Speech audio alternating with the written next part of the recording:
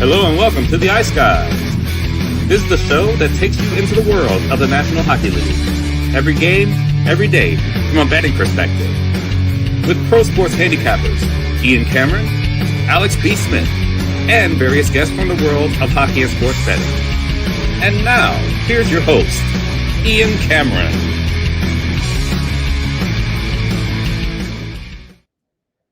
Welcome to the Ice Guys, Saturday, March 21st. Ian Cameron, Alex B. Smith, ready to break down the Saturday NHL card. As always, a big Saturday slate. We'll get to that in just a moment. We'll look back first on what we saw on Friday night. Winning night, profitable night overall. Carolina, 4-3 overtime win against Toronto. We had team total over 3.5 with the Hurricanes. We needed them to win in overtime to finally cash that sucker, but we finally were able to get that one home. It was David C's best bet, of course, on the show yesterday as well. And the Canes get the job done in overtime with a Alexander Nikishin overtime game-winning goal. I thought the Hurricanes had a really bad first period. I thought they were sluggish. They were asleep. I thought they played better as the game went on, for sure. Got their game together. They ended up still out shooting Toronto 35-26. So we talked about Carolina over shots on goal or Joseph Woll over saves. Either one would have cashed for you last night. And that seems to be the routine lately. It's even something that I'm going to be focusing on betting more, is just whether it's opponent shots on goal or the Toronto Maple Leaf goaltender over saves. They're just giving up shots, like shots upon shots upon shots every single game. It's like that song by Little John. Shots, shots, shots, shots, shots, shots, everybody. Yeah, that's Toronto right now. As far as giving up shots left and right to their opponents. And it happened again, obviously, last night with that 4-3 loss to the Carolina Hurricanes. So, again, not pretty, but you got the 2 points for Carolina, who seemed pretty safe as far as winning the Metro Division. But, you know, you still want to pick up as many wins as you can here down the stretch. Speaking of teams that need to pick up as many wins as they can down the stretch, the Washington Capitals get a 2-1 win against New Jersey. Not pretty, but they got the win. That's why I was a little hesitant. I did bet over in that game, and it obviously lost, but that's why I was a little worried about it and kept it a smaller bet yesterday, is because I know Washington's trying to keep games low scoring right now. Their offense hasn't been great, and winning 2-1, 3-1 hockey is their modus operandi right now. And we certainly saw that on display last night. It was another very good performance in net from Logan Thompson, who's been really strong for the Capitals here in recent games. 30 more saves on 31 shots. You put that game with the Ottawa game, the previous game, you couldn't ask for two better goaltending performances. Thompson outstanding in both of them. Washington gets a big 2-1 win there against New Jersey.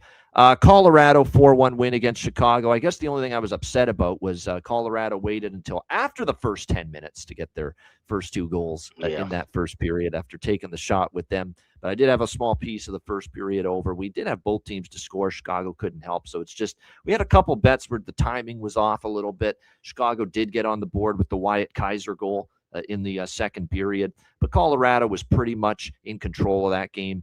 It was just an onslaught on Arvid Soderblom, and we like to rip on Arvid Soderblom quite a bit, but he actually hung in there and did a decent job considering the amount of shots he faced. 49 Colorado Avalanche shots on goal in that game last night, but a nice victory there for the Colorado Avalanche. I was able to get that live team total over 3.5, as well, which was good. It did drop enough to the point where it got to, I think, around even money in the first period before Colorado got that first goal. Nice to know when you have just a thought process in your head about how a game might go, how a certain team might treat a certain game, and it works out perfectly. And I felt it was just a complete clunker, a laying of an egg waiting to happen for the Florida Panthers last night against Calgary, and that's exactly what we saw. A complete throwaway game. They beat Edmonton. That was the game they were stoked for. That was the game they got up for. They always get excited to play the Oilers, the team they faced in the Stanley Cup final 2 years in a row. And then on a back-to-back, going home after that game last night in Calgary to end the road trip, you kind of felt that this could be a game they just slough off, and they did. They were definitely not great in that game, Florida, last night, and that's why I took Calgary. Thought it was a great spot to fade Florida and take Calgary, and it worked out to perfection. 4-1 win for the Calgary Flames in that game. Ugly incident, though, unfortunately, in that one with A.J. Greer just plowing poor Connor Zary into the boards from behind. He should get a suspension for that. And like I said, if he's already been flirting AJ Greer with being the biggest piece of shit right now in the NHL. He might have the crown by himself now after that last night. That's indefensible. That's a hit that you've got to lay back and you've got to ease up. When you see someone that vulnerable and you see the numbers staring at you and he's that close to the boards, you got to ease up. You cannot make that hit, but he did. Reckless, bonehead, and maybe intent to injure. Maybe he was thinking, I'm frustrated or whatever. We're losing in the hockey game. Let's just, just cross-check this guy right into the boards. And people will say, yeah, but he fell into the ice and then into the boards. He didn't have to make that hit. That's the point. He didn't have to make that hit at all. And he was close enough to the boards where he shouldn't have done anything. So it was a very stupid, bonehead decision to hit him like that. AJ Greer, he should get a suspension. And with George Parros these days, though, you never know. It's basically the wheel of fortune, spin the wheel as far as discipline and what games it is. Is it a phone hearing? Is it an in-person hearing? Let's spin the wheel and figure out what we're going to do here. I mean, you just never know, but he should get something for that. Because obviously AJ Greer's been involved in some dubious incidents in the past, and you just hope Connor Zary is going to be he's not going to miss too much time, although I do worry he's going to miss some time here for the Calgary Flames. But the Flames get a nice 4-1 win over the Panthers last night. Oh, and finally, hallelujah. Oh, sweet baby Jesus. I'm telling you, the best bet drought is over. We are finally winners with the best bet on the show once again, as the Anaheim Ducks came through for me, a team that I've put a lot of trust in this season. I like the spot for them, catching Utah on a back-to-back after a big win in Vegas. Anaheim off a frustrating loss against Philadelphia. And it didn't start well for Anaheim. They gave up the first goal, and they were getting caved in early in that game. Lukas Dostal actually stood very tall in that first period for Anaheim because the shots were, I think, 14-3 at one point for Utah. But they got out of that period only down 1-0, and you could kind of sense that Anaheim had survived, and maybe this was their game to have, and they got stronger after that. Actually, they got the short-handed goal by Ryan Poehling. I forgot about that. With about 6 minutes to go in the first period, is what tied it at 1, and that seemed to be the moment that flipped the game toward Anaheim. I thought Anaheim settled down at that point, started to play much better. I thought the tired legs of Utah started to show up in the latter two periods. That's when they slowed down, and Anaheim kind of carried the play, and they end up getting a 4-1 victory last night over Utah. Killorn got the 2-1 goal in the second, and then a pair of empty netters from Cutter Gauthier and Mikael Granlund for Anaheim to put it away 4-1. I thought it was a very, very strong road third period against Utah last night. They dug in defensively.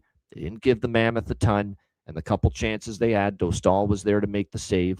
That's the proof that they can play that way when they put their minds to it. Anaheim. Yep. They can shut it down. They can protect a lead. We've seen these games at times, and Coach Q is still working with them every single day. It's a young group. They're going to have their flaws. They're going to have their blemishes when it comes to playing defense and holding leads. But you can tell they're still working at it, and they can do it when they want to, and they put their minds to it, and they execute. And they did. They played a great defensive game once they got the lead last night against Utah. So credit to the Ducks. Nice bounce back victory. And thankfully, don't have to hear about that best bet losing skid anymore after yesterday's Anaheim win. Alex, your thoughts on Friday night? Yeah, that was really the biggest game, I think, of the night when you look at, the situation, potential first round playoff matchup. And like you said, Utah getting out to a good start, but then Dostal locking in, Anaheim kind of, like you said, settling in, not panicking in the moment, and being able to just, get back to their game. That's huge. If you're going to see that team a month from now in the playoffs, and we just talked about it yesterday, I was talking about with Utah, that's kind of rarefied air for Utah. You say the same thing for Anaheim, a team that hasn't won in a long time either. But being able to play playoff-style hockey, you'll hear me say a lot once we get into April and May, talking about game situations and looking at series from a period-by-period basis. That's kind of the way that game played out last night. It was a tale of three periods. And that's important for Anaheim to win those games. And it's tough to see Utah lose another game like that and come away with 0 points. Now, great, that's a better team. You're not losing to a Chicago or losing to some other bottom feeder. But when you're now in this spot where you're trying to get points, and keep in mind, it's wild card or nothing for Utah. Minnesota's not losing that third spot in the Central, so you got the Kings right behind you with 6 points. Seattle, Nashville, San Jose still alive. This is can be distressing, and a couple more losses like this for Utah now, they could be some significant trouble. So you have to find ways to get victories in spots like that, especially take advantage of games at home. Colorado, first team to clinch the playoffs officially, first team to reach 100 points. And that game, I was lucky to get the push there. It should have really been a 6-1, 7-1 game. Like you said, Arvid Soderblom made some huge saves early, and even late, even the middle of that frame of that contest, Hawks seemed to be trying to get just some momentum going, but then it was all Colorado second period, all Colorado third period. You knew right away that third period starts, Donato takes a bonehead penalty, and you can just tell right away this is going to be a Colorado goal. This is Colorado's game down the stretch. So, and it's interesting now. Keep this in mind when we talk about teams clinching playoff spots. More than likely, they'll clinch the division first, President's Trophy, all those things. You want to be careful that first game after they clinch, especially with the teams that talk about divisions. They know where their place are. They don't really have much to play for, and with all this condensed hockey down the stretch, that first game, especially if they say they clinch the division and then they have a game that next night on the road somewhere, those would be spots where you might want to fade them. You might see some lineup changes. You might see some key guys sit out. So definitely want to check those things. That happens this time of year. For those who aren't familiar with the grind of hockey late in the season, betting wise, you may see some lineup changes. You may see some backup goalies or called up players once teams have clinched their spots and know where they are in their playoff standing. I call it college hockey call-up season, and we're going to see that. Yeah. I know Bruins fans are already going like this, rubbing their hands together about the prospect of James Higgins, who just saw his team got bounced last night, Boston College, in that. It was a great game. Boston College and UConn in the Hockey East semifinal last night. They ended up losing in overtime, and now James Higgins is going to definitely be someone that I think will be in a Boston Bruins jersey and lineup before the end of the regular season, probably very soon. No question. Yeah. So I know a lot of Bruins fans. Hawks fans are getting all excited about Sasha Boisvert. Yeah. With that BU, once he's going to be coming, he'll be ready. So yeah, that's definitely, and that's something bargain bins. Some of these kids might get thrown right into the fire, thrown right into the top six. To see if they can prove themselves late, and you find some really good value on some goal props too around the side. No doubt. I always look for. I think last year I remember down the stretch, once these college players started to join NHL teams, we were starting to look at, what's their goal prop tonight? And we found some pretty good value, certainly with some of those players, and that's definitely something I'll be looking for once again when they join their teams here with their seasons ending. Of course, there's going to be a lot of teams that it'll still take until the Frozen Four tournament ends to see them join the NHL, but certainly Boston College, now that they cannot make the NCAA college hockey tournament, James Higgins is on that short list to be with the Bruins pretty soon. No question. Before we get to the Saturday card, just a programming alert. There's only one game on Monday, so we are going to talk about the Monday game on Sunday's show tomorrow, and we will not have a show Monday. So there'll be no show Monday with only just the one game on the schedule. We'll talk about the Monday game tomorrow, off Monday, and then, of course, a massive Tuesday. It'll be me and Matty Robb. Alex will be off Tuesday afternoon on the Ice Guys, but it'll be me and Matty Robb Tuesday afternoon for the daily show to talk the huge Tuesday card. And, of course, the Betcast Tuesday night. It's been a while because of all the craziness and how busy things have been with the NCAA tournament. We've had to put the Betcasts on the back burner here in the month of March, but we are excited about this Tuesday, 7 p.m. Eastern, free-for-all Betcast. This is our monthly free-for-all public Betcast. Tuesday night, March 24th, 7 p.m. Eastern. DM or email me or Alex for a spot on the Betcast, and we'll send you the link for it before it begins. Although, VIP treatment to the Patreon members. They're the first come, first serve. If we get to capacity, we're going to kick the non-Patreons out, and we'll give the spot to a Patreon. We got to do that. And that's why they pay the $10 a month for special perks, special incentives like that. So live Betcast Tuesday night, March 24th, 7 p.m. Eastern. Looking forward to it. And this will be all night. We'll be on for the entire card on Tuesday night. So looking forward to that. And, of course, no college basketball Tuesday night, which is why I scheduled it. so that we could focus on hockey and give it the attention that it deserves. It's All a right, let's massive get into card too. I think that it. night it's like 15 It's a great games card. It's an because excellent of card. the uneven week. So No doubt. And good games. So, that's another thing, too. It's certainly from a fan standpoint, there's some really good games, big time playoff implication, meaning on that Tuesday night. So we're looking forward to it. All right. We're looking forward to Saturday. Very interesting how they did this from a schedule standpoint. There's 1, 2, 3, 4, 5, 6, 7, 8. Now, there's 11 games today, but do you know that only 5 of the 11 games are night games? Very interesting. 5 of the 11 are night games. 6 of the 11 are day games. So it's pretty much balanced between day games and night games here for this Saturday card. So we do have a handful of day games, starting with a game that will begin in about 30 minutes from now, 1 p.m. Eastern. We've got the Winnipeg Jets taking on the Pittsburgh Penguins. Pittsburgh minus 150 to minus 160 in that range currently as a home favorite. And the total here sitting at, it looks like 6. It was 6, and I'm seeing the 6s starting to disappear and 6.5s starting to appear now as far as the total for this Jets and Penguins game. And, of course, Pittsburgh's been on this massive overrun going into this game this afternoon, and I'm riding the streak. I did bet over 6. Now, I am concerned with the Jets, or sometimes a team that on the road especially, they can kind of play a bit of a low and slow style of game, although their defense and Connor Hellebuck, not their best game. The last time we saw them to start their road trip, losing 6-1 to the Boston Bruins. The Jets will be looking to bounce back here in this one against Pittsburgh.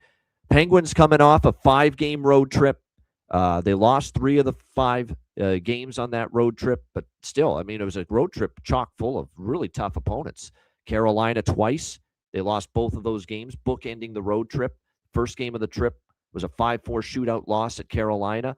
The last game of the road trip was a 6-5 overtime loss at Carolina. You don't see that every day, do you? Look at this. 5-game road trip, Alex, and you start the road trip in one building and you end the road trip in the same building against the same team. You don't see that very often. That's rare. That is rare. And that's what we saw with Pittsburgh. But that was a tough road trip because you had Carolina, you had Vegas, you had Utah, you had Colorado, and you had Carolina again. So it was definitely a chock full of a bunch of tough opponents. But now it's that first game home off a road trip. Winnipeg off the loss to Boston. I also sprinkled on Winnipeg first goal, first period in this game. I just coming off a stinker against Boston. Looking to bounce back. Obviously, look, they're probably not making the playoffs, but they're not totally out of it. And they're talking the talk like, hey, we're still going to give it our best best punch that we can, best shot that we can to try to get in. So I could see them maybe catching Pittsburgh a little flat-footed first 20 minutes coming off that road trip. And Winnipeg, I expect a strong start, strong effort to the game after the 6-1 loss to the Bruins the other night. So I'll dabble in the Winnipeg first goal, first period at plus money. I'm on over 6 here in this game just because we're riding this Pittsburgh over streak. Pittsburgh, it's been track meet city of late, 7 straight overs for them. The question is they going to grab Winnipeg into a up and down affair? They've been able to grab everybody else into an up and down affair. Can they do that here to the Winnipeg Jets is the question. But I'm riding the streak, as you guys know, and it is just confirmed. I was thinking maybe Eric Comrie today because there's some hesitation on them confirming their goaltender. It hadn't happened right away, but it has been confirmed just now. It will be Connor Hellebuck in net for the Winnipeg Jets. Artur Shilov's getting the start here for the Pittsburgh Penguins. And both Pittsburgh goalies have not been great of late, Shilov's or Skinner, but the defense hasn't been great in front of these goalies either. So that's part of the issue. Alex, what do you think here? First game on the board, Winnipeg, Pittsburgh. There's still a couple of 6s floating around, like you mentioned. BetOnline has 6 minus $1.25, so I'm just going to wait for that in-game to drop closer to plus money at a 6 or maybe hopefully a 5.5. But like I said, goals the only thing I look at. And even though it is an early start and I worry about Winnipeg, like I said, on the road and in the early start, this is not really Jets territory. Penguins tend to play more day games than Winnipeg. So, but like I said, I think Pittsburgh can do the bulk of the lifting. I think even with Hellebuck in net, I'm still not worried about, like I said, they're going to give up goals, but they're going to score some goals as well. So just wait for the 6 to drop. Like I said, $1.25, try and get that closer to plus money or even a 5.5 from you. One thing that I've noted too, another thing that kind of drew me to the first goal, first period with the Jets here in this game is that I believe 3 of the last 4 games on the road trip, Pittsburgh allowed the first goal. The only game they scored the first goal was that 7-2 beatdown over Colorado. That was it. The 3 of the other three of the last 4 road games, excluding the Colorado game, they allowed the first goal. So, like I said, I think it's a good situation. It's a solid situational bet. Taking a shot with Winnipeg, first goal, first period here in this game, catching Pittsburgh off the road trip. And like I said, I like that over as well. Just riding the 7-0 over streak for the Pittsburgh Penguins. As far as goal props here for this game, we've got Rust has scored in 3 straight games. Do we have to bet Taser, Captain Serious? I don't know. Maybe we do. He's suddenly scored in back-to-back games for the Winnipeg Jets, and he's had done this before where he just all of a sudden, whoa, he scored in 2 straight games out of nowhere. Jonathan Taves. And plus 550, is the price you're getting. So I think that's worth a little dabble here if you want some early action here on this first game off the board. Erik Karlsson has scored in back-to-back games for the Pittsburgh Penguins, and you're getting a rich price in the plus 450 range for him to find the back of the net as well. We didn't talk enough about that move that he put on Sebastian Aho the other night. Was absolutely insane. Filthy. That was filthy. Yeah. Now 480, I'm even seeing at Novig. So like I said, really good price there for and Erik Karlsson, say what you will, he's never going to be great in his own zone. We know it. That ship sailed a long time ago. But he can be dynamic when he wants to turn it up offensively and skate and lug the puck, and he's always had great gifts offensively as an offensive defenseman. There's no doubt. And he has put that on display, I think, here in recent games. No question. I guess the only other props I'd maybe look at, Shinikov and Kindle, I'm always interested in. Mantha for Pittsburgh. Those are some players that have been in decent form for Winnipeg. Iafallo might be with Scheifele and Connor, so probably some value there, and maybe a look toward Velarde, who's picked it up of late as well for the Winnipeg Jets. All right, Vegas and Nashville. We've got Vegas minus 135, road favorites, 6 the total here in this game. I'm not laying it with Vegas. I know that. It's just, do I want to bet Nashville? But I can't lay minus 135 with Vegas right now. Although, they are going on the road, and I think there's been some evidence in the past that they have a couple of rough games at home. They go on the road, and sometimes it's almost a good thing for them. So would I be shocked if Vegas wins? Then they are still the better team. On paper, they are. They're not exactly playing up to their the numbers on the back of their hockey cards, as I guess you could say right now, this Vegas Golden Knights team. Nashville, meanwhile, off a 3-1 win against Seattle. We'll see if they can bounce back. Vegas shut out in back-to-back home games, entering this first game of this road trip against Nashville. They played Dallas and Winnipeg on the road after this. 2-0 loss to Buffalo, 4-0 loss to Utah, both at home. I mean, this is a spot where if based on our system play, we should be looking at over bifecta here. But can you trust Vegas to score? Because the off a shutout loss angle, at least last year when it was so strong, said bet first period over, bet full game over. I might dabble in the first period. I don't know if I want to bet an over 6 full game. I think live 5.5 I'll bet, but not at 6. First period over, I might dabble in that just because you got Vegas off back-to-back shutout losses. If there's ever a time to open up the floodgates and open up the game, if you will, for Vegas and take some chances offensively, take some risks, it's now. It's this game this afternoon after being shut out at home in back-to-back games. So they can't put the puck in the ocean right now, Pie Guy. That's true, 100%. There's no argument, but it's not like Nashville's a great, defensive team consistently one game to the next. They can be great against an inconsistent Seattle team, but we'll see. Saros should be in net. I believe Saros should be in net, although they've got him listed as day-to-day. He has been dealing with an upper body injury. That's why Oninen got the start the other night, so we'll have to wait and see on his status. Aiden Hill projected, not yet confirmed, though, for Vegas in net. This is one where I'm not betting I lean Nashville, but I'm going to wait, see how it starts. I cannot lay a price like this with Vegas right now. That much I can tell you. But I'm not rushing to bet the Predators. I'll probably sprinkle on a first period over, and anything else I will look at will be live during the game. And Antonio's right. We've called him useless Oninen a lot. Oninen's been better lately. He's turned it up after a brutal start. I think a lot of his more recent starts Oninen have been, you're right, that's the word, serviceable. He has been a little bit better of late. Alex, what do you think here, Vegas, Nashville? Yeah, like I said, I think we see goals early, but I don't know if we're going to get goals throughout this entire contest. I'm on that first period over 1.5 minus 128 available at FanDuel, along with plus 164 for both teams to score in the first period. I did take a small piece of the draw, plus 331, which is available at Bet Online. Just like I said, at Vegas, I could see them, they need points. Nashville desperately needs points if they want to still, I mean, they're pretty much out of it, but they still mathematically can be involved in the race. So this is definitely two teams that need points. If it's tied close, especially with Vegas, if you're trailing, this is a spot where you got to step up and say, we got to take the reins here, try and win this game, get some points out of it. After being shot on back-to-back spots. So a little piece of the draw, but I like first period over, first period, both teams to score a bit more. There you go. First period over. First period, both teams to score for Alex here with Golden Knights and Predators. Forsberg scored, by the way, in back-to-back games. Matthew Wood is the value for me with Nashville. 2 of the last 5 and 4 of the last 10. He scored a goal, and he's plus 330 for the Predators. If I'm going to look at anyone for Vegas, I don't think they're getting shut out for a third straight game. I do think this is a game where they'll put some pucks in the net. You would sure as hell hope so if you're a Golden Knights fan.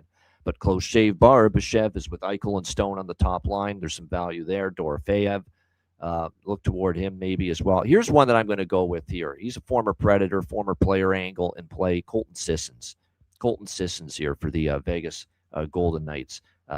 We'll take a shot with him maybe to be one of the players that can help the Vegas Golden Knights today bust out of this little slump offensively that they are currently in. All right, next up, another afternoon game. We've got the Philadelphia Flyers finishing their West Coast 3-game road trip against San Jose. San Jose minus 115 home favorites. Total here sitting at, looks like 6, a flat 6 pretty much across the board in this game. You know what? I think this is a San Jose spot. I do. I think this is a San Jose spot. But they're favored. And they've not been good as a favorite. They haven't been favored very often. But I know they haven't been good and I've been burned multiple times taking them as a favorite. But it's the only side I could endorse. I do lean to the Sharks here in this game. I think when you look at it for Philly, they had the win against Los Angeles to start the road trip. They had obviously the win against Anaheim in overtime in that last game as well. This is the game that could trip them up. I've seen this before. You're 2-0 on the road trip in California. It's not always easy to complete the perfect 3-0 sweep of the California road trip. And with San Jose off, they had a tough spot there against a red-hot Buffalo Sabres team after that 5-game road trip where they played in Buffalo, Boston, Montreal, Ottawa, Edmonton. They got Buffalo in the first game home after that road trip, struggled, lost 5-0. That being said, they actually outshot the Sabres 23-16, but unfortunately in that game, Alex Lyon was terrific in net with the 23-save shutout. We'll have to see, too, about the goaltending situation for San Jose. Yaroslav Askarov has been dealing with a lower body injury that's kept him out the last few games. They've had to roll with Alex Nedeljkovic, game in and game out. We'll see if Askarov's available today. If he's not, it's probably going to be Nedeljkovic once again. There's some injuries, too. Like I said, Toffoli's out. He's not going to play. Desharnais day-to-day. Igor Chernyshov day-to-day for the San Jose Sharks as well. We do have a couple on the injury report, though, for the Flyers as well. We've got Denver Barkey, Sean Couturier, and Luke Glendening all day-to-day and currently on the injury report for the Flyers. And what's very concerning about that, Barkey, Couturier, and Glendening, is you're talking about guys that are all in the center ice position pretty much or can play center. So you could be very thin down the middle today. You could be looking at Zegras, Dvorak, Cates, and Wilson suddenly being your 4 centers for the Philadelphia Flyers today in this game. So they could be a little thin down the middle. I might end up biting the bullet and taking San Jose. I really do think it's a great spot for them. I do. After, tough shutout loss to Buffalo. I don't know if I fully trust Philly to complete the sweep on this road trip. They got some injuries down in the middle. They're bad as a favorite, 1-3, as Jonathan puts in the chat there. But I feel so strongly that this is a spot for them today, this afternoon, to bounce back, get back in the win column here. So lean San Jose. I probably will end up betting it for something. I'll tell you what I am betting for sure. the draw. Have to bet the draw right now with Philadelphia. 4 straight games have gone past regulation for the Flyers. 4 straight draw cashes. How about draws in 6 of the last 9 games overall for the Philadelphia Flyers as well, entering this game here this afternoon. When you look at head-to-head, we've seen 4 of the last 9 meetings go past regulation. This is East versus West, and we always talk about how that's significant for draw consideration. Flyers aren't going to give a damn that the Sharks get a point, and vice versa. The Sharks aren't going to give a damn that the Flyers get a point in this game. So the draw must bet when you're talking about a team like the Flyers that have gone past regulation in 4 straight games. Alex, Flyers, Sharks. This passes all the draw season parameters, like you said, East versus West. Flyers on a 4-game streak at 6 of 9. Seen history with these 2 teams. Both teams needing points in their respective races.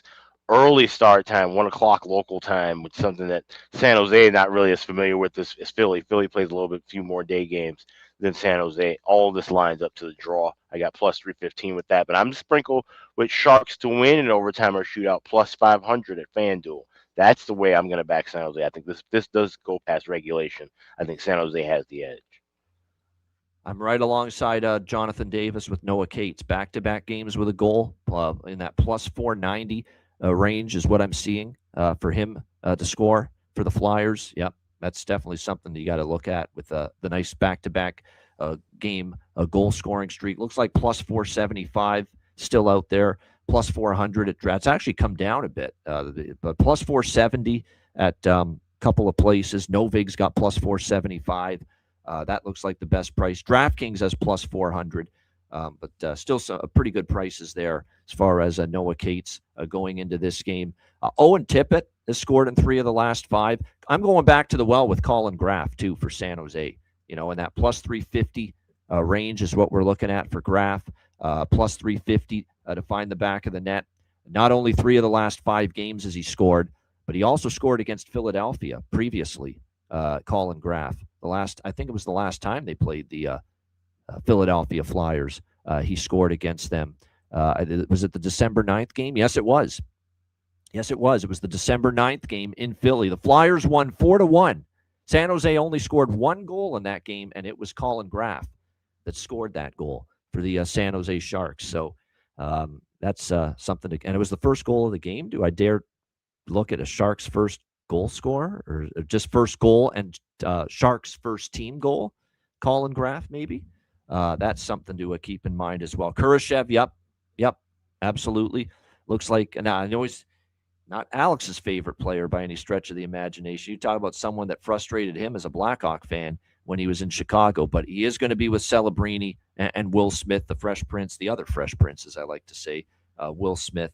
Got to look at Philip Kurashev, considering his position in the lineup, playing with Mac and Will Smith. So I agree with that. Philip Kurashev. Yeah. Do you take Will Smith going against Philly?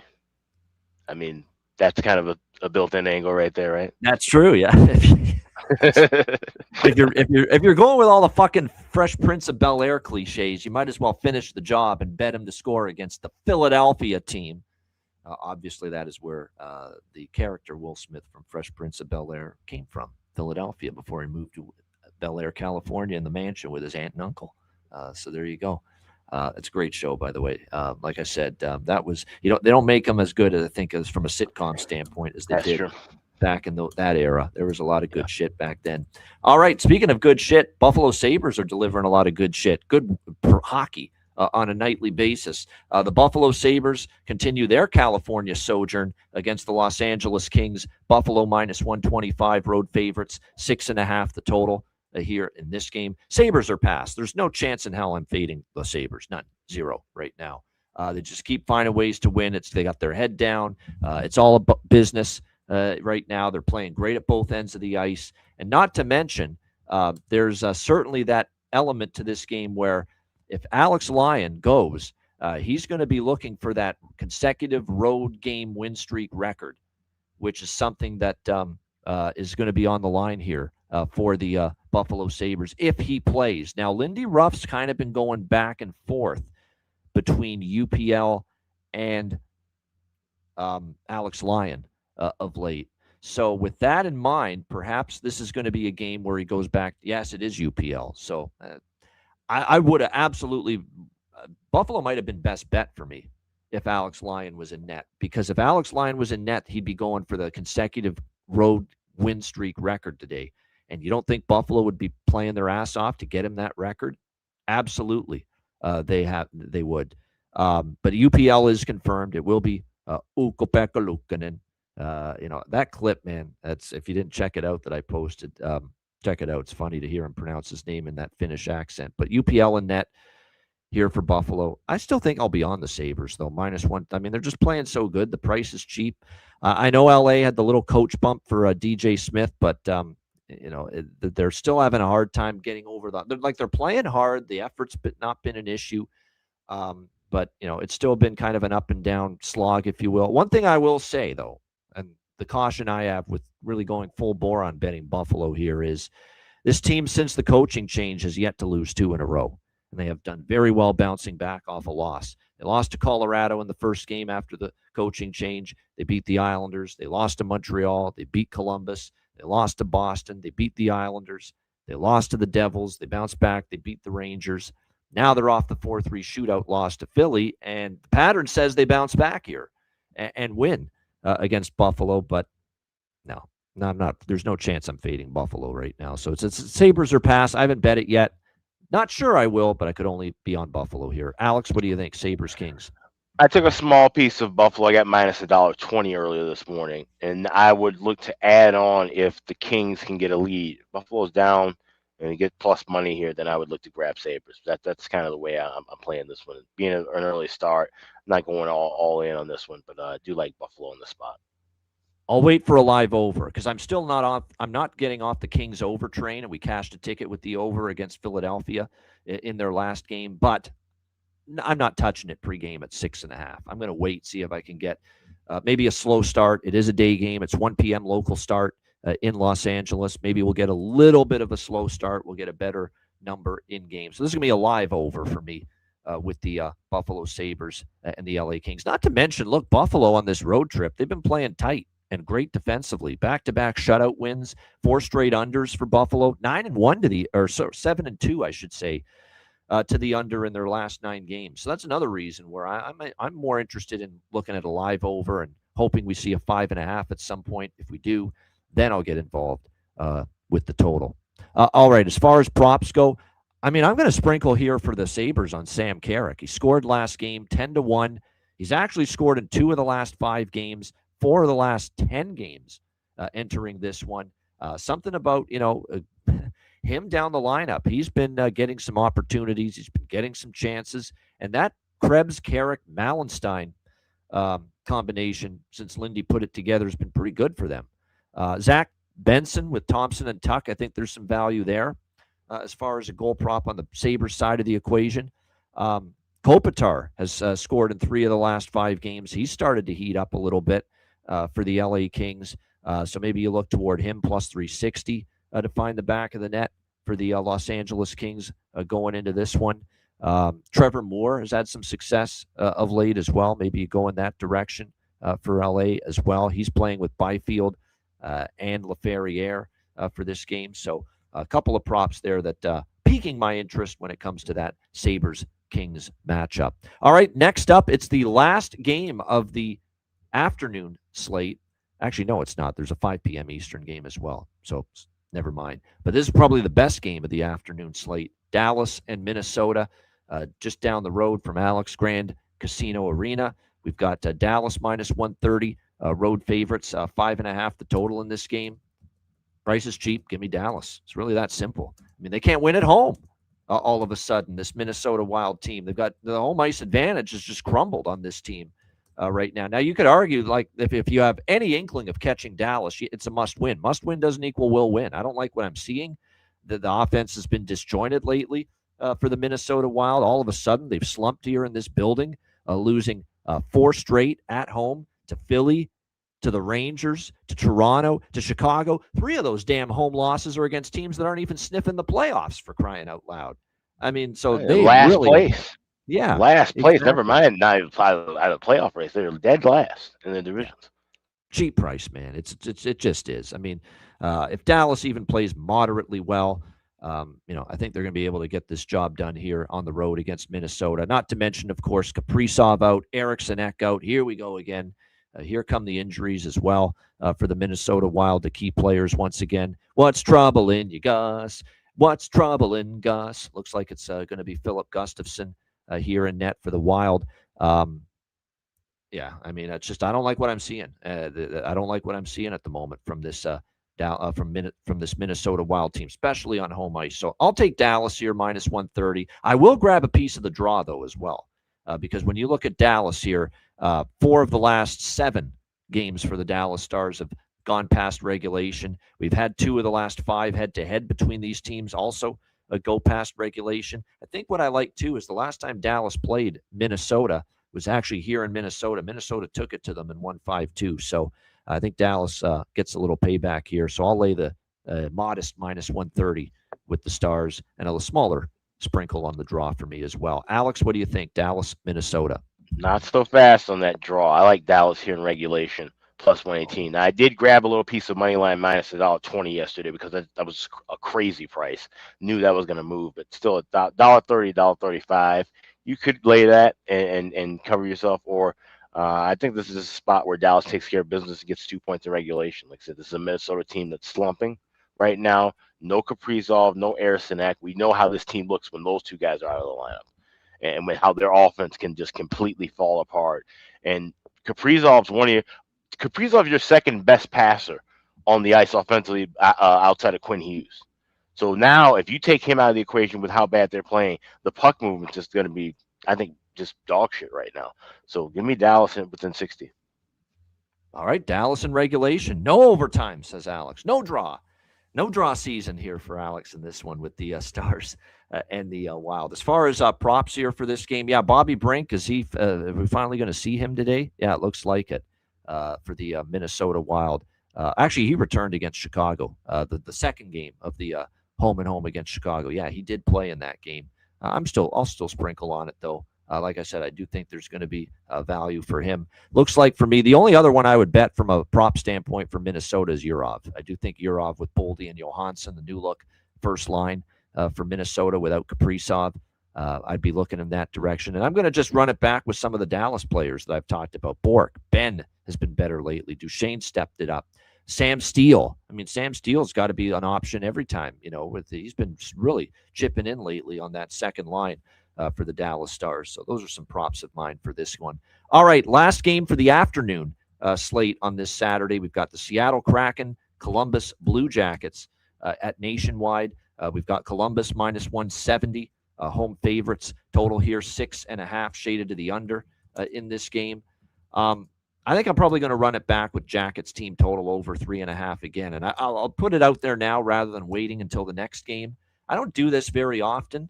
But I wanted to get a little creative here with this spot for Columbus with their team total and another team that I like from a team total standpoint.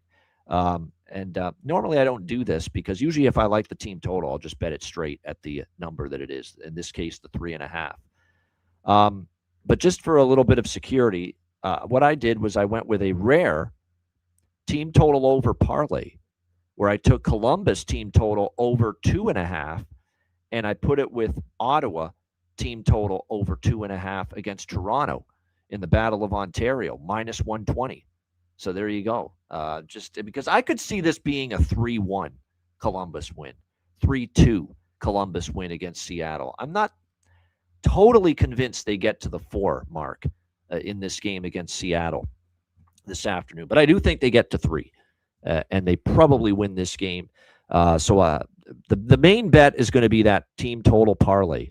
Columbus over 2.5 with Ottawa over 2.5. Minus 130 is the price I was able to get on that. Minus 130. Good enough price to get involved. If you want to make the price better, you could go. What you could do is go Columbus over 2.5 and stick with Ottawa over 3.5. You'll get a better price on it at that point in time. But yeah, I don't do this often, but the main bet here is I've got small piece of Columbus team total over 3.5, but The main bet's the parlay of 2.5 for Columbus and Ottawa. Also, team total over 2.5 at -130 here in this game. Looks like for goaltending in this matchup, Merzlikins is projected for the Jackets. Now, it's been Greaves for a couple of starts in a row for the Blue Jackets, but it looks like this could be a Merzlikins start for Columbus. Joey Decord projected for the Seattle Kraken. He was in net against Nashville. I thought he played well. It didn't score anything for him. It was the first time the offense looked a little like the old Kraken offense since the Bobby McMahon came on board and revitalized this team a little bit offensively. We'll see how this one plays out. It's a front end of a back-to-back, says Jonathan, which is probably why Elvis might get this start, the front end of the back-to-back. I'll look at a live over too if it's Merzlikins. I'm not taking it at 6.5, but at 5.5, I'll try to jump in with a live over here with Kraken and Jackets. Alex, what do you think here? Oh, by the way, draw 2. I think this is a good, reasonable draw spot as well. East versus West. These are huge points for both of these teams right now. Columbus enters this game for the first time since they put this run together in a playoff spot right now in the East. Seattle is just hanging on for dear life. But these teams need points desperately. If we have a 2-2, 3-3 situation late in the third, I think it's just get the points secured for both sides in this game. I could see it. We did see this game, or these two teams go to a shootout back in November in Seattle. The Jackets won 2-1 in a shootout in Seattle. We've seen, obviously, not many overtime games, draw games with Seattle lately, but we've sure seen a lot from Columbus. 5 of their last 10 games have gone past regulation. So I still think it's a good draw parameter spot here with this one. Alex, Seattle, Columbus. Yeah, all those parameters you mentioned, along with the great price at BetOnline, plus 330 with that draw, jumped all over that. But I also like this first period over as well, -122. And Addison's throwing in the chat, Seattle 10-1 run to the first period over. Columbus 19-3 to the goal in the first 10 minutes. So those are some solid trends to back first period over with a decent price, like I said, -122 there. All right, excellent. As far as props go, yeah, we'll get we'll give Bobby McMahon another shot here. He's not going to score every game. Finally, got the whole team obviously had a rough night offensively in Nashville, but we'll go back to the well with Bobby McMahon here for Seattle. You're still getting pretty good prices here with him, especially because this is a road game. They're a little bit more of a sizable underdog. You're getting plus 300 right on the button at DraftKings with Bobby McMahon here for Seattle tonight. Connor Garland, plus 380. I like that as far as a goal prop for the Jackets here in this game.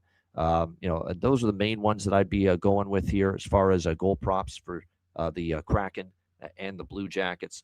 All right, next up as we continue along here, we've got, let me see. Okay, the rest of the games are all at night. Battle of Ontario to get the Saturday night portion of the card underway. Toronto, Ottawa minus 280, home favorites, 6 the total here in this game. Like I said, I've got Ottawa as part of that over 2.5 team total parlay with Columbus at minus 130. I've also got a separate Ottawa team total over 3.5 at minus 35 is what I've got with the Sens team total over 3.5 by itself. Yeah, over 3.5 minus 135. Ottawa team total over by itself. I mean, that's just the way to go about it against Toronto right now, is just look at team total over as the pathway to fade them right now. And I think now the problem with Ottawa is, we've seen this before. I mean, they generate chances, they generate shots, they control the flow, they control the play, they dominate territorially, and they'll score 2-3 goals.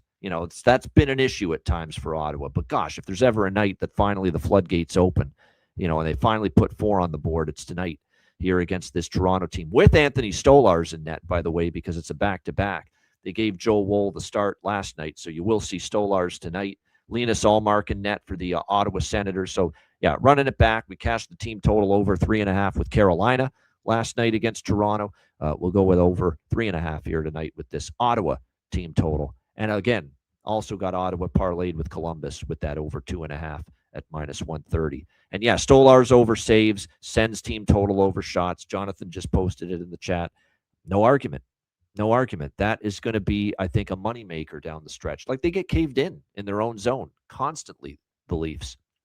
They have been a shooting gallery their goaltend. It's been a shooting gallery on their goaltenders. Stolarz, Wool, doesn't matter who.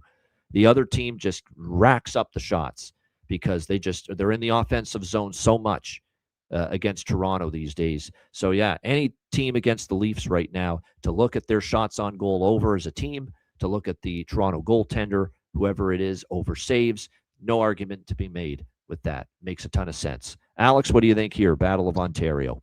Nothing pregame for me. This will be a live game, kind of watch and jump in on. Like you said, this is a spot where Ottawa should put the screws to Toronto, but I don't want to lay that price with the 3.5.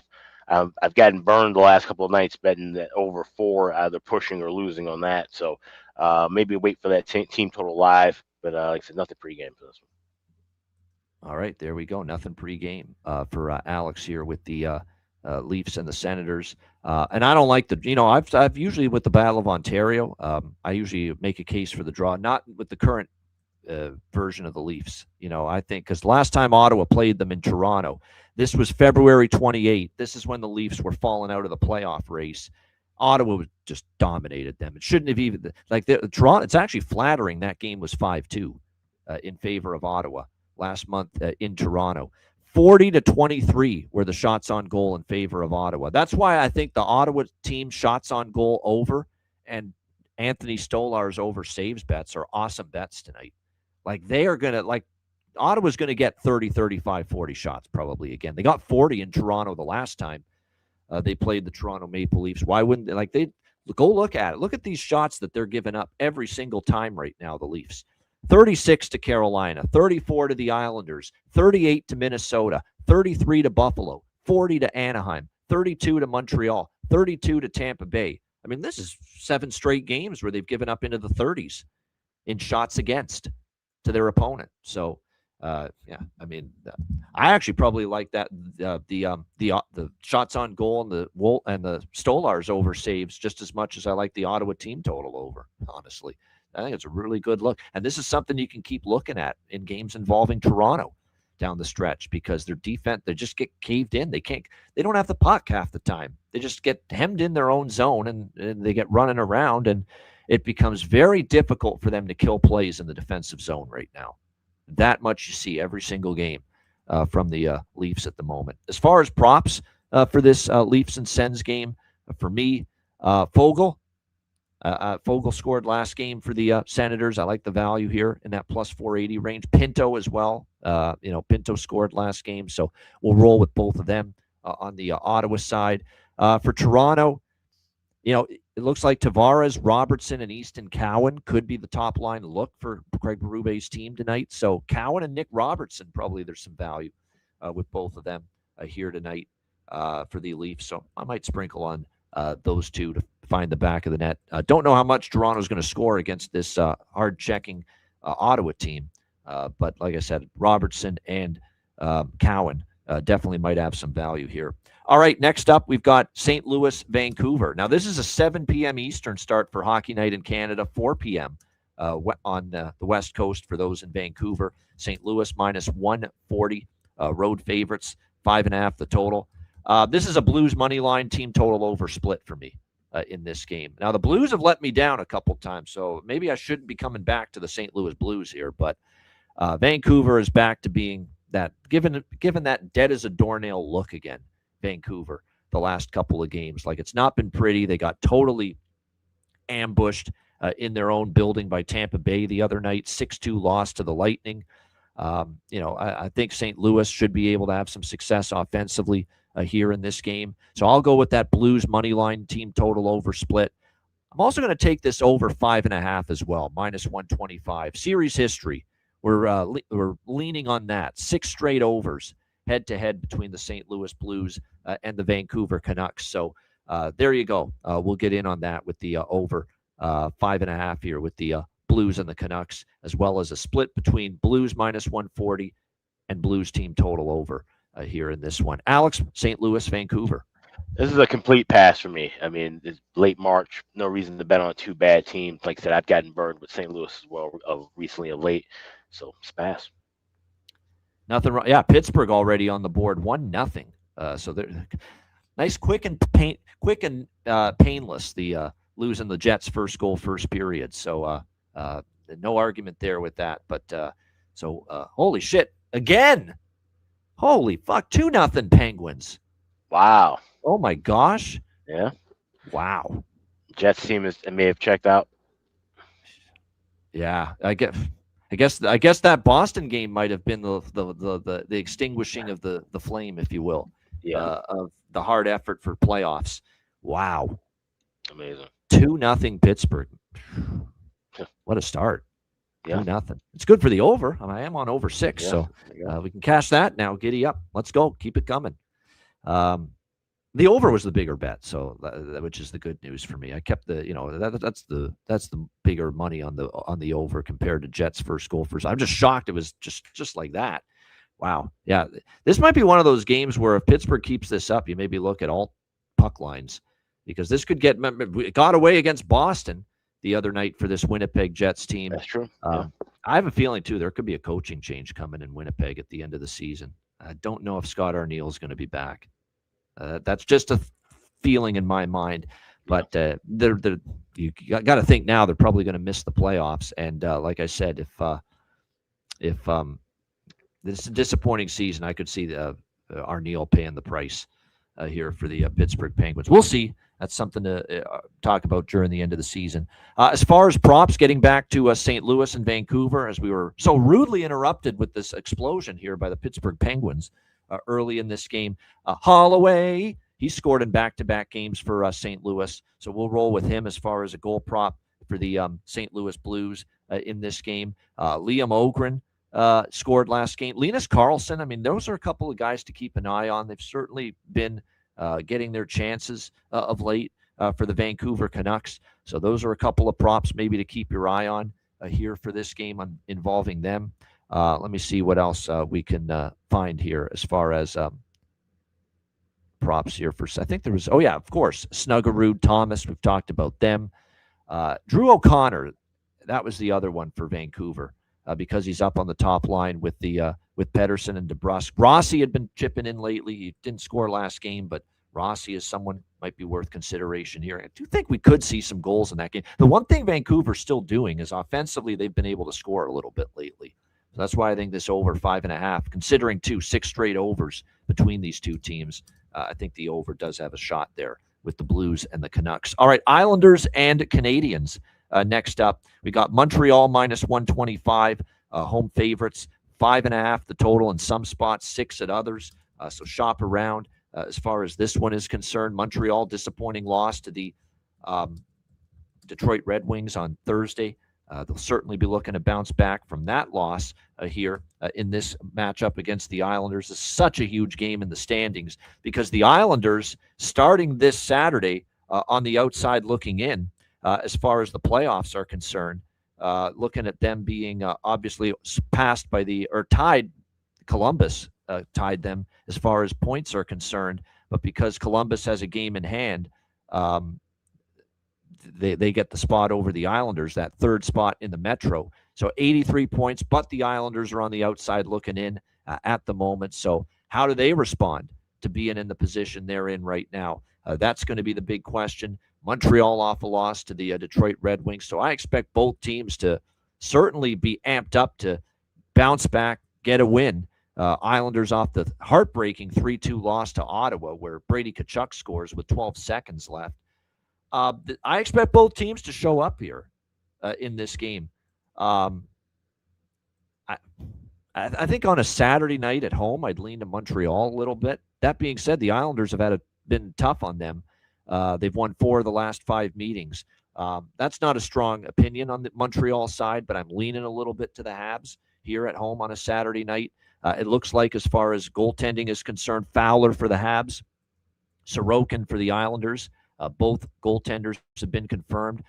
Josh Anderson day-to-day, by the way, for the Canadiens. And then as far as, and by the way, I should point out, too, we've had 3 of the last 4 go over. So at 5.5, I do lean over as well. But you know what I really like? And if you really handicap this game, you would notice it. Well, we know the Thailanders are always a threat to cash a draw. Now, only in 3 of the last 10 games, they've gone past regulation. And for Montreal, it's only 2 of the last 8 have gone past regulation. But when these teams play head-to-head against one another, they are overtime magnets. How about not 1, not 2, not 3, not 4, but how about 5 straight meetings between these teams going past regulation for the Islanders and the Canadiens? So give me the draw. Like I said, I don't know if it benefits, both teams would like to get 2 points and not have the other team get 1, but I think it's still important for both teams to get a point if we're tied late. Like, every point is so valuable right now, especially now for the Islanders, a team like them who are on the outside looking in for the first time in weeks as far as a playoff spot. So this draw, it's impossible not to bet it, in my mind. Impossible not to bet it when you see that 5 straight meetings between them have gone past regulation. The Jets have scored, but I think it's under review. That's what we're waiting on here with it. But yeah, I like the draw here. Islanders, Habs most of all. Alex, what do you think here? Islanders, Canadiens. I'm all over the draw. I actually got plus 320 yesterday. It's dropped down. There's a 315 available at BetOnline. But when you got 5 in a row, it's something you definitely have to roll, especially 2 teams that are directly battling for one another. This is one, too, where if you're watching and you're betting live, if it is tied 2-2, 3-3, what have you, with about maybe 8-7 minutes left in the third, I would bet that regulation no goal rest of regulation. Sometimes you see that in the 3-way split where you'll see team to score next goal regulation. It'll say Montreal, New York, no goal. I would maybe take a shot with no goal because, like I said, if this is tied with at least 5-6 minutes left in the third period, I think it's just going to just grind to a halt. 2 teams take their point and battle for that second point later. So I am all over this draw. There you go, the draw. And this could be one of those games, too. And you mentioned how it could start with a flurry and die down. This could be one of those classic, go for the first period, both teams to score here. Yeah, possibly in a spot like this. You could see it, especially with this being on a Saturday night. The Winnipeg goal is going to stand. Pittsburgh challenged it. They lost the challenge. So it's actually going to be 2-1, and now a Jets power play as well. So a little life from Winnipeg. Boy, they need a goal there. It looked like they were about to get just absolute run out of the PPG Arena or whatever the hell they call it. And I think it is still PPG Paints Arena in Pittsburgh. But yeah, draw, lean abs, lean over. Those are going to be smaller opinions for me. As far as props for this game, there are a couple that stand out. Right now, there's a couple of things I like for the Islanders here. Emil Heineman stepped up lately for the Islanders. 3 goals in the last 4 games. He's also a former Montreal Canadiens player. So got to look toward him as far as a goal prop tonight. We've got Lee, Horvat, Barzell on the top line. So yeah, Emil Heineman I like quite a bit as far as Islanders are concerned. Slavkovsky with Suzuki and Caulfield, we saw him score their only goal against the Detroit Red Wings the other night. Kapanen, probably worth a shot as well. So those are a couple of the props I'm interested in on the side for the Montreal Canadiens here in this big-time matchup here between the Islanders and Habs, as both teams needing the points. And that's one of the best games of the night slate. But how about ABC? Finally, they get a good one, like a really good one and a meaningful game for remember, there's no ABC Saturday afternoon game this Saturday, and the reason for that is because their Saturday hockey game is a night game in prime time, and it's the Boston Bruins taking on the Detroit Red Wings. We've got Detroit minus 120, home favorites, 5.5 the total here in this one. This should be a great game. This is a massive game, of course, as well, with both teams battling for a playoff positioning. So very important to try to get get the 2 points here if you can. Yeah, that's a good point about the Islander-Habs game. Dobson, that's true. Dobson, for Montreal against his former team. If you're interested in Noah Dobson props, I could see that. No question. Schaefer, maybe trying to one-up the Dobson on the other side. And Cole Caulfield. We didn't even mention Mr. Saturday Night. It's true. It seems like I'm always just going right to over 1.5 goals with Cole Caulfield on a Saturday night. But we know he has scored multiple goals on a Saturday night before for the Montreal Canadiens. So, yeah, we'll probably get involved with that. For me, it's automatic at this point. I bet his anytime goal. I got plus 155, and I got 10-1 at MGM on 2 goals. So yeah, I'll be betting that the rest of the way on Saturdays. Good stuff. Boston, Detroit, as far as this is another draw sprinkle for me. Again, I hate to be redundant, but 5 of the last 7 Bruins games have gone past regulation. Detroit, not as much, but we saw that game nearly got, and I was on the draw with Detroit Montreal. It nearly got there. So yeah, I like the draw. I could only look at Detroit. Boston on the road is a no bet for me. No chance right now with Boston on the road. I don't like what I see from them away from home, and they continue to struggle. Other than one win against Washington in a shootout, and they were fortunate to win that, quite honestly, they have just been brutal on the road. I think it's now 1-9 or 1-10, something like that. The run for the Boston Bruins on the road in the last 10, 11 road games, they got like one road win. Cannot back the Bruins on the road right now. Just can't. They got to step up, and they haven't been able to do that. They have been competitive on the road. These last 3 road losses were all in overtime, by the way. That's another thing, too, about this Boston. 5 of 7 have gone past regulation. 4 straight Bruins road games have gone past regulation as well. So this draw is another must bet. Got to take it. Got to take it. So draw. Probably will sprinkle on Detroit too, -120. It's just too much body of work, too much evidence, too big a sample size right now with Boston on the road, just being inept and not able to get the job done. So Red Wings -120 in the draw for me. Alex, what do you think here? Bruins, Red Wings. I think a little sprinkle of Detroit first goal, first period, +130 along with that draw. I could see them getting, like I said, primetime game, home crowd, fighting for the playoffs. Remember, this is a building, Little Caesars Arena, that has never seen a playoff game. This is a Red Wings team that's fighting like hell to try to finally break their own playoff streak. And I think there's going to be a little bit of a playoff atmosphere in that building tonight. So I think the Red Wings can ride that and get that first goal in the first period. But ultimately, like I said, got to back the draw here with the way Boston's been playing on the road, keeping games close. So first goal, first period for Red Wings and the draw. Yeah, and that's a great point by Jonathan. Yes, Boston and Detroit head-to-head.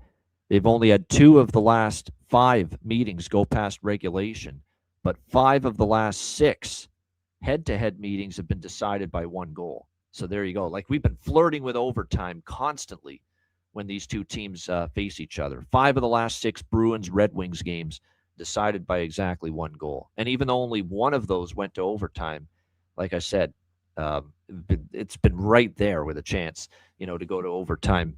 So the draw is, something you got to look at, for at least for me. For us draw folks, buy into draw season, you got to look at it here in this one. There's some good draw spots. Like, how many have we talked? How many am I on draws? I'm looking at it right. I'm on Philly, San Jose.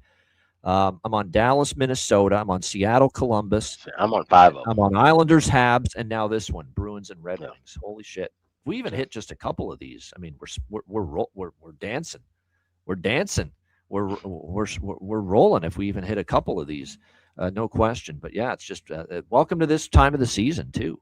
Like, and the results don't lie. I mean, a lot of games have been going past regulation with these teams that need the points. All right, as far as props for this Bruins-Red Wings game, this is ABC, of course, tonight. McDonough and Ray Ferraro calling it.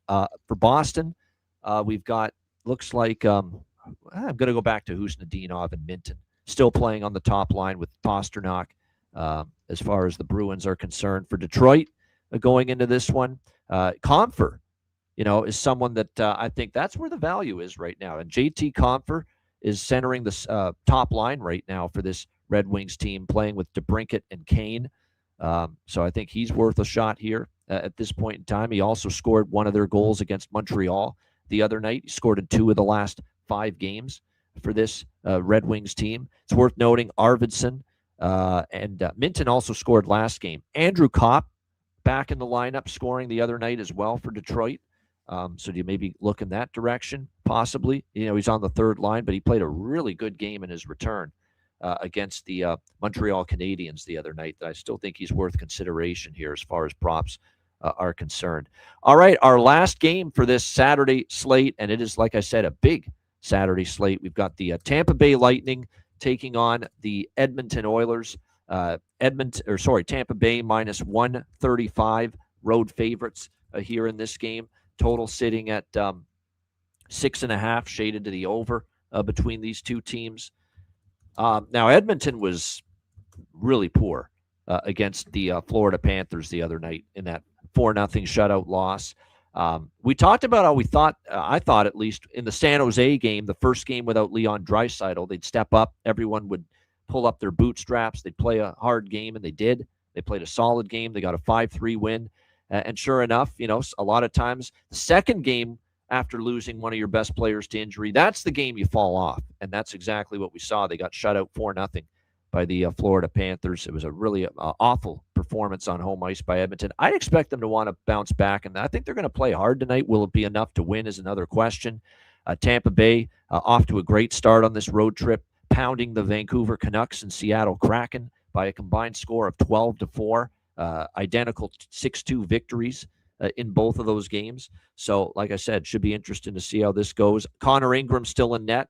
Obviously, you're not going to fault him for losing to Florida 4-0. He had no run support offensively, and the injuries mounting. It's not just Draisaitl shut down. Colton Dach injured again, still without Janmark. Trent Frederick out again. Not that he's a needle mover, but he's out again for the Edmonton Oilers. You are still banged up a little on the blue line for Tampa. Emil Lilleberg, Declan Carlisle, and it looks like Victor Hedman is on the injury report as well due to an illness. Day-to-day, he actually didn't finish the game against Vancouver the other night because of that illness, but day-to-day, questionable to suit up here tonight in this game. Yeah, Cole saying Oilers dogs at home. I love it.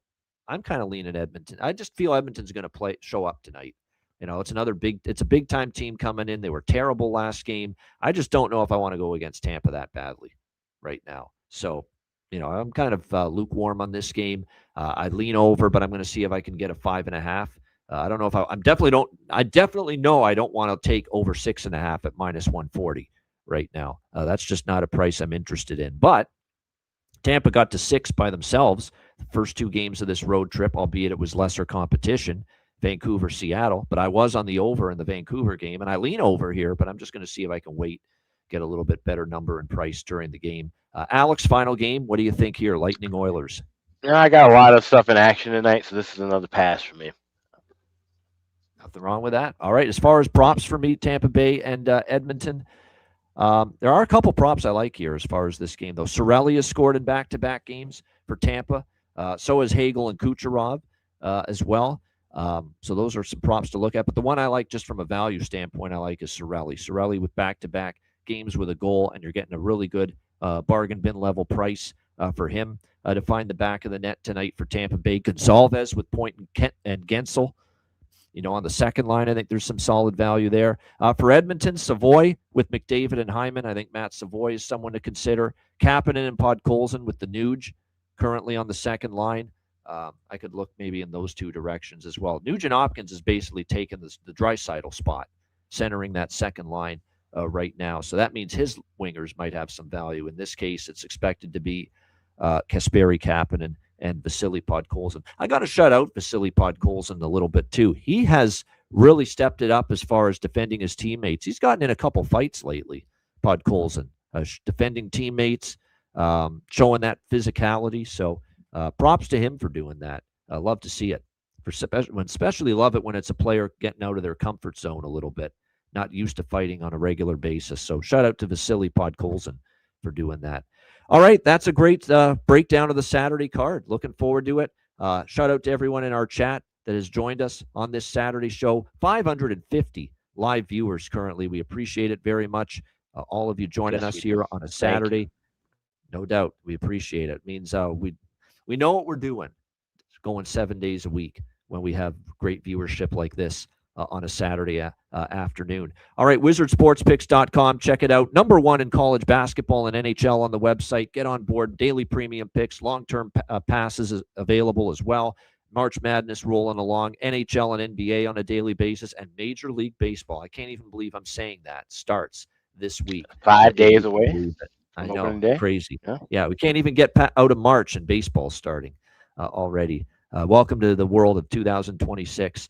But wizardsportspicks.com, check it out. Patreon.com/Ice Guys, $10 per month. Goalie charts, totals charts, daily betting card.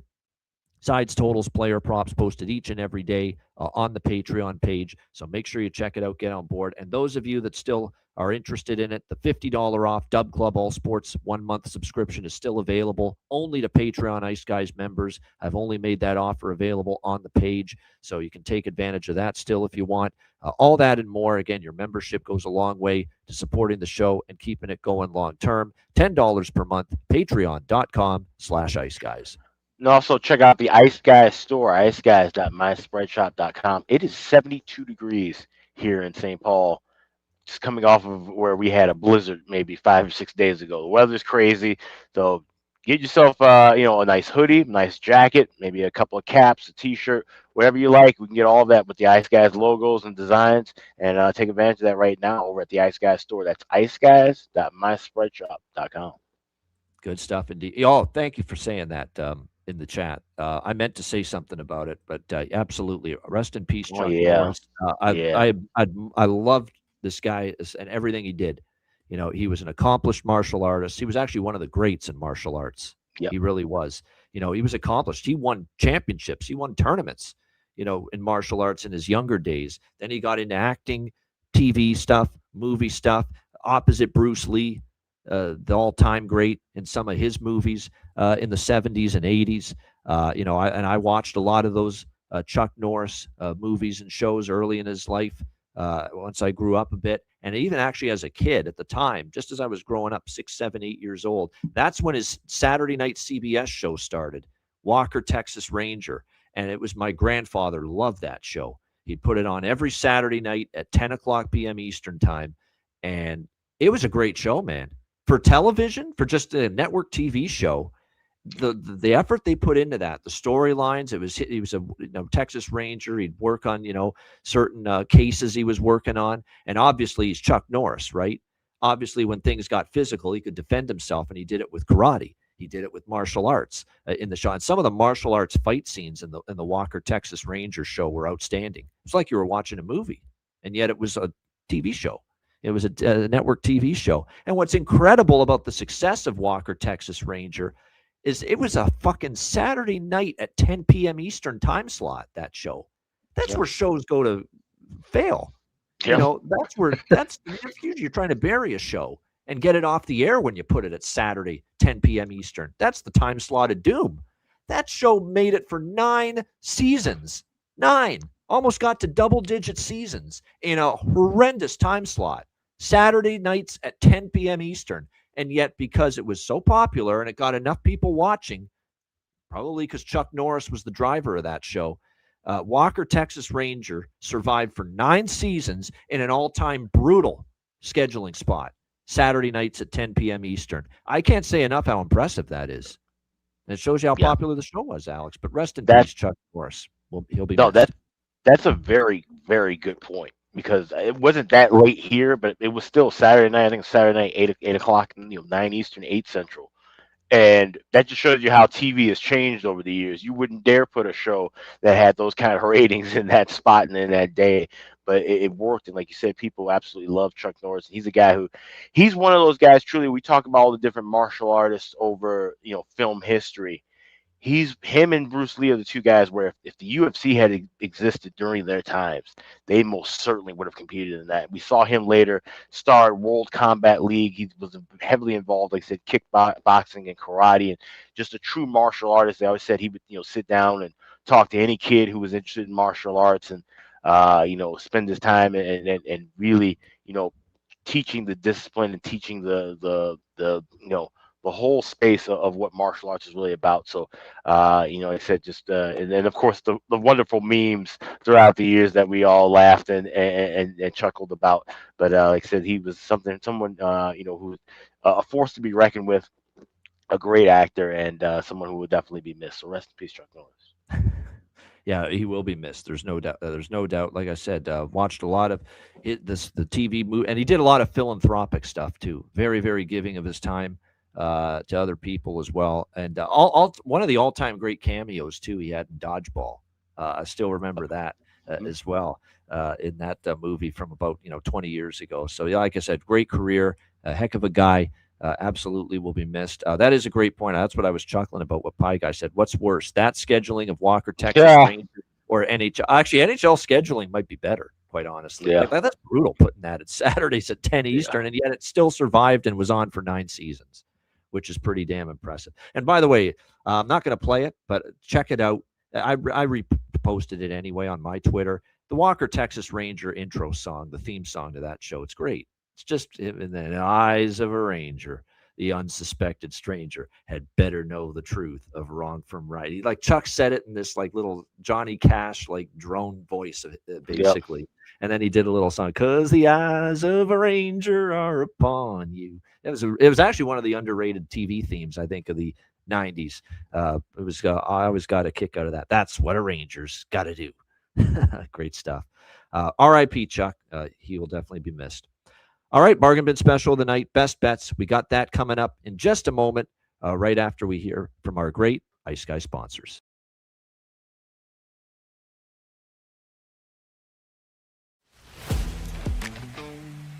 Wizard Sports Picks, featuring the finest handicappers in the universe. Sharp insights, trusted picks, and relentless results. We strive to help you become consistent winners. This is Wizard Sports Picks.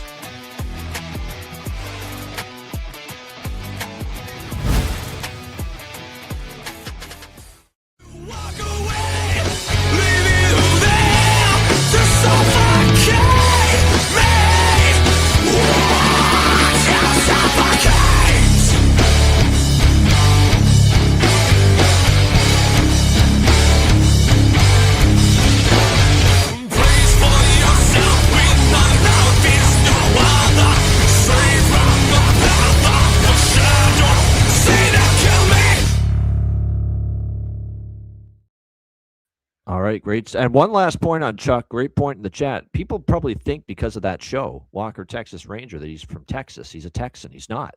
He's from Oklahoma. That's an excellent point. Very important to point that out. But you're right. Honorary Texan for sure. Yeah. No question. All right, bargain bin special of the night. We certainly got a lot to choose from for this Saturday slate. Alex, we'll start with you. Bargain bin special of the night. I've got a pair of them, but before we get to that, I got to remind everyone, if you are in the Chicagoland area tomorrow, please pick up a copy of the Chicago Sun-Times. The article that Rob Nish did on me will be posted in there in full. There's going to be some pictures in there as well, so definitely looking forward to that. So if you are in the Chicagoland area, you can get a hold of the Chicago Sun-Times. By all means, grab a copy. And it's a Sunday copy, which that's always the best paper copy to get with the Sun-Times, so definitely make a point of that. Tonight, bargain bin special. We'll start actually with the daytime game. We're going that Buffalo-LA game first, and we're looking at Josh Doan to get on the board. Anytime goal scorer, you can get plus 330 with him over at FanDuel. So that's a spot I really like. We like the Sabres in that game. So it can be Josh Doan, anytime goal, plus 330. That's my first bargain bin special of the day, I guess you say. And then for the nighttime, we like Cole Caulfield, right? We're usually going to go with him anytime goal scorer. We're going to go with him 2 goals. But the bargain bin special play is Cole Caulfield's first goal of the game at 10-1. That's my second bargain bin special play. All right, there you go. Good stuff for bargain bin special of the night for Alex. Bargain bin special for me. I've got 2 bargain bin specials for this slate. The first one, I'm going to go with Emil Heineman for the New York Islanders. We've won a bargain bin with him before, plus 420. Not only has he been in good form lately for the Islanders, but back in Montreal against the Canadiens, a former member of the Montreal Canadiens as well. I like how it sets up for Emil Heineman, New York Islanders, plus 420. That'll be my first bargain bin special of the night for this Saturday slate. And the second one, we're going to go to that late game, Tampa Bay, Edmonton. He's heating up. He's currently also up the lineup for the Lightning as well. John Cooper has had him certainly on the top line with Kucherov and with Hagel. Centering that unit, Anthony Cirelli for the Tampa Bay Lightning, plus 350 to find the back of the net. He's on a consecutive game goal-scoring streak. So Emil Heineman for the New York Islanders at plus 420, and Anthony Cirelli for the Tampa Bay Lightning, plus 350 for my 2 Saturday bargain bin specials of the night. All right, best bets. Alex, what do you got for best bet? Well, hopefully we see Heineman and Caulfield get those goals in that game, but hopefully it takes a little bit longer than 60 minutes to get it done with the Isles and the Habs. 5 meetings in a row. 5 meetings have gone past regulation. Let's hope for 6. Give me the draw with New York and Montreal as my best bet. All right, good stuff. The draw, New York Islanders, Montreal Canadiens for Alex B. Smith with his best bet.